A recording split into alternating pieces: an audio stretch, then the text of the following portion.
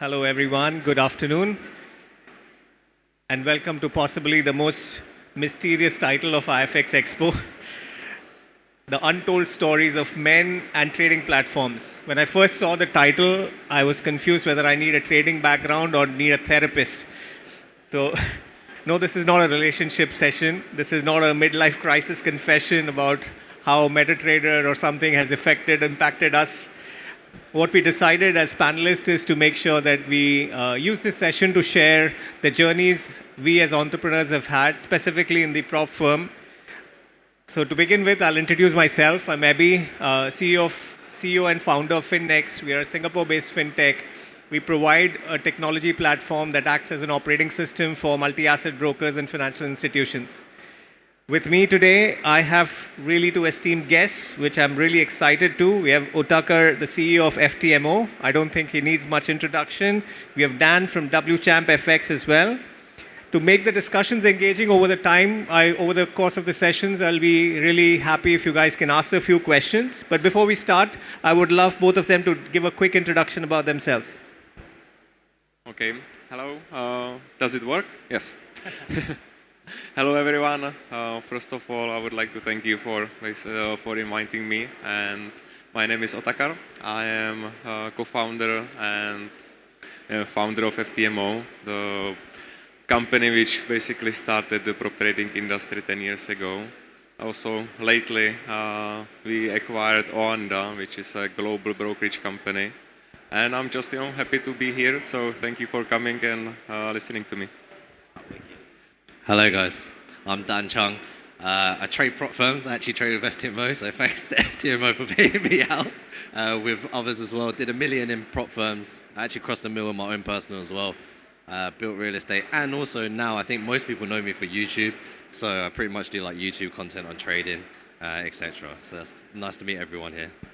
Thanks, Dan. Thanks, Otakar. Let me start with the broker reality check first. Dan, maybe we'll start with you. From a broker's perspective, prop trading obviously has exploded a lot over the last few years. Like, what's the least understood part of prop trading, given that you are obviously involved in it, by brokers and who want to jump in? And for me, what's the fastest way you've seen the brokers get it wrong as well? Get it wrong. So would you say brokers getting it wrong as in brokers doing prop firms, or just broker versus prop firms? Brokers getting into prop firms wrong. Okay.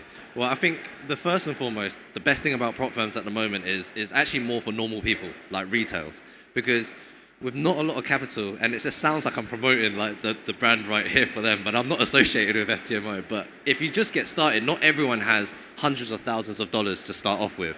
But with prop firms, literally you have $500, you prove your skill, so you have to be as good as you say you are, and then you get an 80-20 split, 90-10 split, just depending on what prop firms it is as an overall to get your payouts.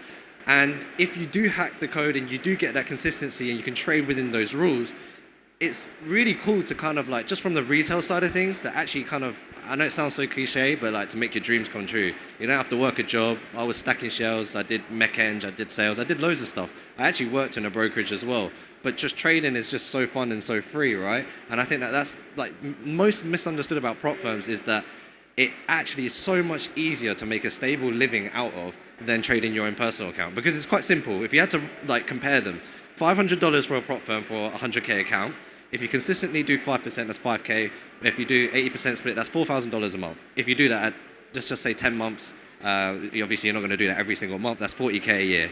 But to turn $500 into 40K a year is, everyone can agree that's like next to impossible, right? So that's the first thing about props. The second thing about, I'd say the question about brokers that are quote unquote getting it wrong is, I think that they have too much of the broker mentality of it. And not only that as well, it definitely feels like, even as just as a trader, it feels like they want to resist paying you out, which sounds so cliche. Like the rules, they're not against it, it's not attractive.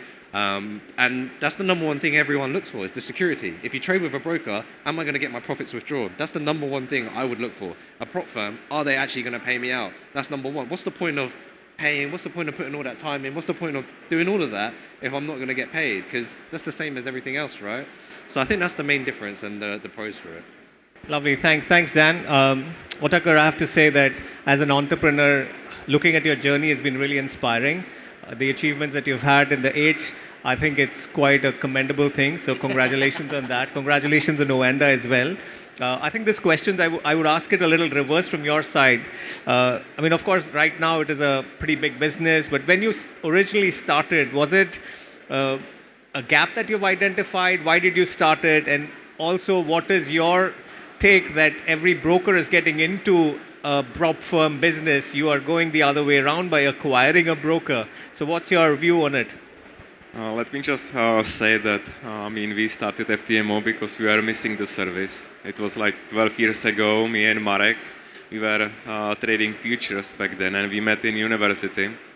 And, we were doing quite well, and, but we had, we had savings like $3,000 US, and even though we had a good month, we still couldn't make a living from it. So we started to look for ways how to make our trading effective or, let's say, meaningful for the time we were putting in, and we found those real proprietary trading firms in the US, in London, and so on. We applied for a position there, and of course they didn't even reply because we didn't go to Ivy League school. But we still love trading. We even opened a small office next to our university, and we were basically going there every day, sharing our ups and downs in trading. And we were still looking for a way how to make it meaningful. And in about 2012, we found one company in the US which was testing futures traders, basically with a similar business model as we have. But they did the test remotely, and if you proved yourself in the test, you receive capital to trade with. And for us, it was dream come true, and we saw it's amazing. But we saw immediately that those trading conditions were not that, let's say, beneficial. So we decided in 2013, let's do it ourselves. And for a very long time, it took us like 2 years to actually launch the project, like FTMO, and but it wasn't overnight success at all. Like we started working on it in 2013, and for the first 5 years we didn't have any salary out of it. So nowadays people see FTMO as a quite big successful company, but it wasn't definitely like that in the first 5-6 years. And as you are saying about that we acquired Oanda, we want to become diversified trading powerhouse and just adding more services onto our current offering. And it makes sense to offer more services to our clients. So Oanda is a global company. It just makes sense for us to basically to head also in the regulated way. Oh, lovely. I think as we discussed in one of our earlier calls, Oenda coincidentally was one of the first customers that I started my business with as well. So really happy that you got there, and I'm sure that there'll be more to come. Before I go to the next question, anybody in the audience would like to ask Otakar or Dan any question? Yes, please. Hi, sir. Myself, Rahim from India. So I actually want to say thank you. Last expo I came here, I met your CEO, and he told me that in the next year FTMO will be coming to India, and that happened. And yesterday I just passed my 100K in FTMO, and thank you for that. But the thing is that I have 2 pending trades. Minimum trading days is over, but right now I am not in India, in Dubai. Due to this traveling, are you guys going to give that account for me or else? The thing is that FundMB is not allowing trading in UAE. But I do check with your team, and they said that okay, traveling is fine. I can travel anywhere outside US. Hey, thank you for the question. Sorry, I think this is just in the interest of understanding him and your personal question. Maybe you can take it after the session. Is that okay? Anybody else? Yeah. Hey, pleasure to meet with you guys in person. I just had a question. What really differed? Right now, there are many prop firms out there in the industry following your path, Otakar. But what really differs FTMO now versus other prop firms out there? There are hundreds now of them, as I counted for last time. And I think Dan also knows about it. But what really differs? What makes it special still, as it started quite a while ago? Hey, you almost took away one of my questions, but thanks for that. Yeah. You're welcome. That's a great question, by the way. Great question, yeah, great. Yeah, let me answer it that, I mean, we do our best to, let's say, provide added value for our clients. It's not about the evaluation and funding itself. It's also about, educational tools, educational videos. And we also understand that I'm standing here sitting here because of, our clients, they like to use the service. So we do our best to, basically to treat everyone fairly, and we value our clients a lot. And also, I would say that we value, our exceptional FTMO team, which, if I would be doing just all the work, I wouldn't be here. So it's about providing a good service to our clients, because if clients are happy, then the company is doing well, and also about treating our employees fairly. So I'm just going to add to that. No offense to you, because you're sitting right next to me, but FTMO, the reason I trade with them is because generally obviously I don't know if you've seen a video or not, but I've never had an issue with a payout. Yeah, they may send some emails. Yeah, they can be a bit difficult here and there. Again, no offense, mate. I feel like I'm rinsing because it's right here, but I'm honest, and I like to say what I want to say. But I've always been able to get the payouts. But the thing is the answer of what I say is not just one or the other, because FTMO excel in certain areas. In some areas they can really improve on, right? Like Dinosaur, they haven't changed for so long. They took ages to do the one step, this, that, and the other. Then you've got these other firms that are 8 and 8. But the caveat of those is, look how many of those firms shut down. Look how many of those firms didn't pay out. Look how many, it's just long for me, right? Like I've had all of those issues. So it's kind of like branding or anything else. It's just like premium. The reason you pay a bit more is you have that security. If you abide by the rules, you just abide by it. They give you plenty of chances as well. You just kind of have to work with them, and I think that's the main thing. But really and truly, the answer is not the answer that you have, but I think it's just do them all. Like as a trader on the retail side, it's like, okay, cool, FTMO is good. If it's expensive and you don't want to do a cheaper one first, get a payout, and then move to them.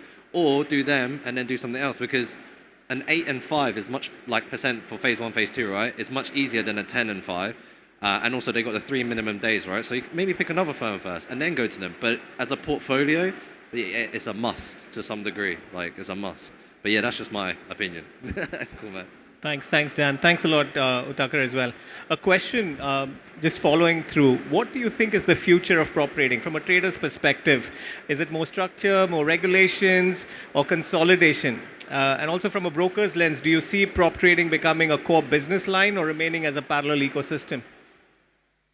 Me? Yeah, for both of you. Oh, okay, well, I'll go first. I think prop firms are still early stages. I think if people understood it, it can be part of everyone's life. Like, even if you have a business, you can have prop firm. If you're funded, you can have a swing account. If you think about it, if you get your first payout and you're refunded, it's zero risk. I'm not a financial advisor, by the way, just saying. But it is like, if you get your money back and the payout, that account is there for you forever, if you don't blow it to some degree. So I still think it's in its infant stage. I mean, you went from pretty much like FTMO, which is CFDs, but now there's futures prop firms, there's crypto prop firms, there's just prop firms in so many different realms. And there's still much more to see, and I think that there's just still so much more to develop. And the more important thing, I think, is a lot of people don't know about it. Like, everyone's trading broker, everyone thinks trading is stocks, everyone thinks trading is Forex, everyone thinks trading is like personal capital. You don't know that, you could do proprietary. This is retail. Obviously, institutional proprietary is actually when investors give you live equity to trade with them. And the split there often is like 30-70, and that's 30% to us, 70% to the investors. Whereas with, obviously, props, it's 80-20. Very, very, very different. Very, very different model. That's how I see it. Otakar? Otakar, your view? Yeah, I will just add that I was asked this question 3 or 4 years ago. During the time when there were like 50 prop firms popping up every month. And I said that we might see in the future some consolidation between a few large players. And it's like, I believe, more or less what happened. And regarding future, I mean, I don't know, who knows, right? And I can just speak for FTMO that we will be just pursuing our vision of becoming a global trading powerhouse. I mean, adding more services, being more and more diversified. It's I mean, and as we want to provide better services to our clients. But I mean, also people should do business in which they are, let's say, passionate about, and we can see that many brokers are just starting prop firms, and you can see that it's just another project. There is no passion, there is no innovation in the product itself, and for this reason that they are, let's say, not that big, which is, I don't mind, right? So and I mean, it's just important to focus on ourselves rather than on our competitors, brokers, or anyone else. That's king mentality. I like that, by the way. Just focus on me. Me versus me. I like that. Sorry. No worries. Otakar, so just an additional question to from your vantage, because a lot of the brokers are now venturing out into creating prop firms. You have obviously got acquired a broker instead. What is the vision like? As in 3 years, 5 years down the line, how do you see this? Is there an intersection? What's the strategy? I mean, for everyone here, it's quite clear that we share the same clientele, and it makes sense to basically, offer the clients who we feel might benefit from the challenge. We can offer FTMO services for clients who basically would benefit more from using the broker services, offer them Oanda service. So yeah, it's just too early to say. We own Oanda just for 2 months, but Oanda is a huge broker. They are regulated from in US, UK, EU, Europe, Japan, and so on and so on. And for this reason, we actually are quite fortunate that we were able to secure the transaction, because FTMO is global, Oanda is global, so it just makes sense for us to let's say strengthen our services by this acquisition. Lovely. In today's day and age, there cannot be a panel without asking and talking about AI. So what does AI actually add real value from a prop firm perspective? How do you all see it unfolding itself? I'll go first. I have no idea. I mean, the number one thing I get asked most is, can we use AI into our trading and into our trading strategy? I'm not educated enough in AI to know yet, but by the looks of things, I think that would be the case. But then also, it's probably going to make your job harder, because AI is just going to have so many more people passing challenges so much easier as opposed to it. But I guess it's the Why same do you as think EA. so? I don't know. I think that I don't know if people were cheating or maybe doing things they shouldn't be doing, because that's one thing I've seen a lot with what people use for bots. What do you think about that? Everyone, I'm going to ask you now. If people using AIs to cheat, because cheating is one of the biggest things, and that's not trading, which you guys can, and which you guys know is in a lot of prop firms can't be done. So what do you think about if someone used AI to cheat, or how does it make your life harder? I mean, you need to define cheating, right? So, but I mean, we have, I mean, everyone knows that, it's not a secret when people are hedging accounts. That's what I was about to say. That's the only thing I found out, that there's many ways of cheating, but the only one that I've known for most people to do is hedging.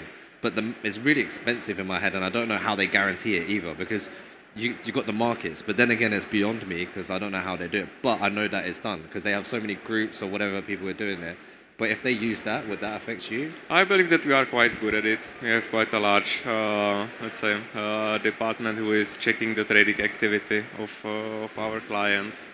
And I believe, but I mean, if you just see, I mean, markets, right? Markets are, let's say, ever-changing jungle, and you can always see, I mean, what happened in the past. You never know what is going to happen in a minute, 5 minutes, or 1 hour. You can just make educated guess and basically follow the risk parameters, right? That's the only thing you can decide how much you are going to lose.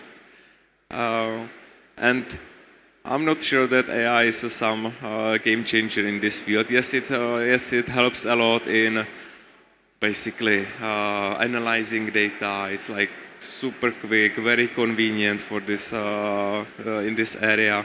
But I don't think that it's a miracle tool to basically use it to get rich quickly, because other than that, everyone would use it, and people who are trading markets and basically who are deciding whether the market is going up or down, you never know. It can be educated guess, it can be completely irrational, and it's just very difficult to say what AI will bring in the future. But let's say very quickly from a business point of view, it's a huge help. We are using AI in legal department, finance.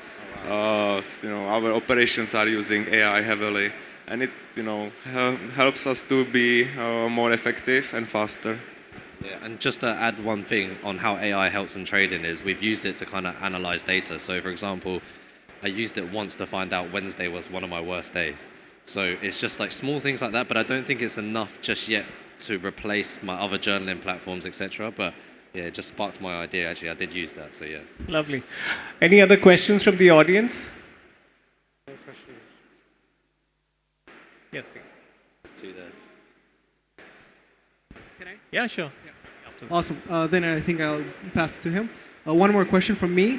Right now, FTMO is pretty much on everyone word of mouth that you're for the prop traders, for professional traders. What about beginners? How are you planning? Are you extending into beginners? Is it the educational materials? So what do you have for providing? Because trading audience is basically quite limited, unfortunately. But how are you planning to expand it in long term? I believe that even beginners can benefit of using our services, and without actually paying for anything. We have FTMO Academy. There are maybe more than 100 educational videos about trading itself, psychology, and so on and so on. And then also we have the free trial, right? Which is absolutely the same service as the paid FTMO challenge. And then you can just see, practice trading, see whether you can pass those trading conditions or not. And only when you feel ready, you can just commit yourself and pay for the FTMO challenge. Like there is no one calling you, no one pushing you to use the paid service. It's only up to you. Yeah. There's one more question.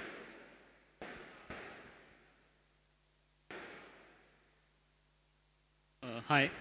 So, Tucker, my question is for you. So there's a difference between prop firm traders who can get a payout once and those who can get a payout consistently. And you have access to the data of all the prop firm traders in FTMO. What is the major difference that you feel exists between the ones who get one payout and the ones who can get it consistently and make it their own, like make a livelihood out of it? I believe that 2 years ago I had a presentation about from the statistical point of view, what makes the difference for, let's say, those traders who made, let's say, more than 100K in multiple payouts versus those who are not that successful. And one of those, let's say, criteria were that people tend to trade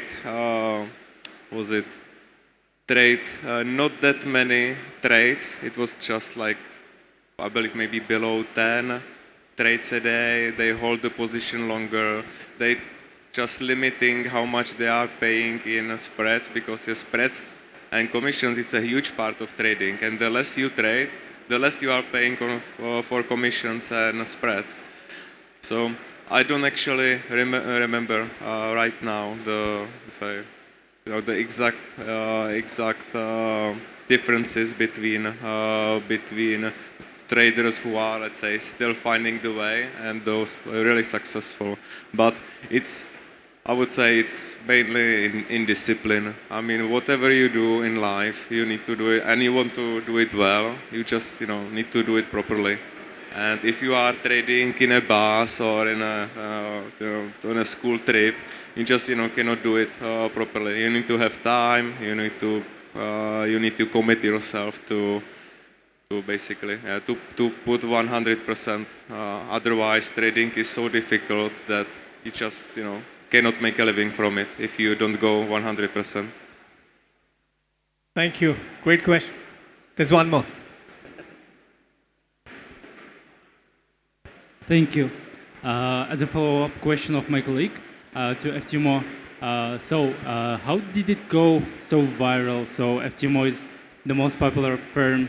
What do you think was the most successful driver of this prop firm? If you are only following like trader audience, how did it constantly keep growing and growing, scaling to the world? I'm not sure that I heard you. He was asking you, like, obviously FTMO has grown and grown and grown. What do you think is the number one success attribute that has basically went from a small firm to one of the biggest in the industry? That's your question, right? Yeah. I believe that I already answered this question. It's about delivering the service as we promise, and then just providing added value so that our clients feel that they are, let's say, receiving more than they are paying for. And we paid more than $500 million in payouts. I mean, that's it's quite amazing, and I'm just happy to see that we can also basically give opportunity to traders all around the world to basically do what they love for a living. Yeah. There's one last question. No, she's coming over.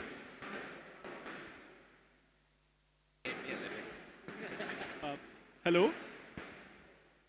Can you hear me? Yeah, kind of. Hold it. A question to Daniel. Have you considered offering prop trading opportunities for commodities that are traded in Chinese exchanges, commodity exchanges, like Dalian, Shenzhen, and Zhengzhong? Because I believe all the prop trading opportunities are based on commodities traded in Chicago. Yeah. Whereas the Chinese commodity exchanges are bigger, and according to me, they are more exciting. Yeah. I have been looking at them for a year or so now. Okay. I have no idea how to answer that question because I feel like it's different. I mean, if you're asking about the Chinese side of things, regulation in China is a lot different. Not only is regulation in China a lot different, it's a lot harder. But props in China are growing massively in general. Going for comms on props as well. I think there is not as much, is probably what you were suggesting as well. There's nowhere near as much for that, but maybe in the future, because like I said, they got Forex, well, obviously CFD's Forex, they're normal comms and indices, then there are futures and cryptos, but for those more exotics, I think they will come in the future. But I have no idea like what that would hold, but that's my answer. We have around a minute left. I have one question. I think everybody likes to know what has worked well, but as an entrepreneur, when somebody asks me, I think I have more to say what not to do than what to do.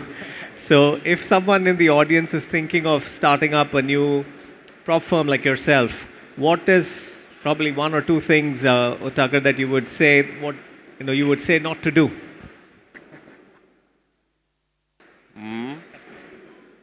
Or not to do? I believe that you will have it will be quite difficult for you because we are already there, right? Okay.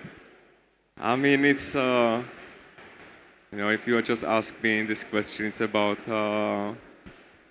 just provide good value to your clients, and that's it. If your clients are happy with the service, then the company will be growing. That's the secret sauce, I would say. Okay, lovely. Any last questions? If not, I have to say that you've been a wonderful audience. In my last 7-8 years that I've been hosting, I've not seen so many questions being asked. So very, very thank you for that. I also would like to thank the panelists for taking time out. And it was quite an informal, but yet informed session for me. Thank you, guys. Have a wonderful day. Thank you, Aeby. Thank you for having us.